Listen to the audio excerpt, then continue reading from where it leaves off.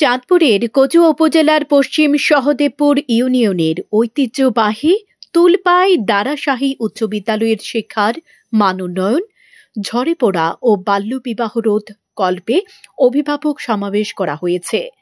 মঙ্গলবার বিদ্যালয়ের আয়োজনে সভাকক্ষে অভিভাবকদের নিয়ে এই সমাবেশ করা হয়। বিদ্যালয়ের প্রধান শিক্ষক মোহাম্মদ জহিরুল ইসলামের সভাপতিত্বে প্রধান অতিথির বক্তব্য রাখেন উপজেলা নির্বাহী অফিসার ও বিদ্যালয়ের সভাপতি মোহাম্মদ হেলাল চৌধুরী।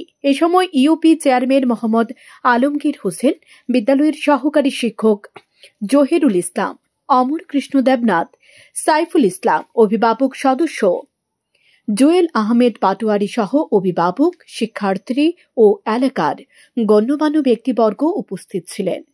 একই দিনে উপজেলা নির্বাহী অফিসার মোহাম্মদ হেলাল চৌধুরী ওই বিদ্যালয়ের শ্রেণীকক্ষের পাঠদান পরিদর্শন, তুলাপাই সরকারি প্রাথমিক বিদ্যালয় পরিদর্শন ও পশ্চিম সহদেবপুর ইউনিয়ন পরিষদের সার্বিক কার্যক্রম পরিদর্শন করেন।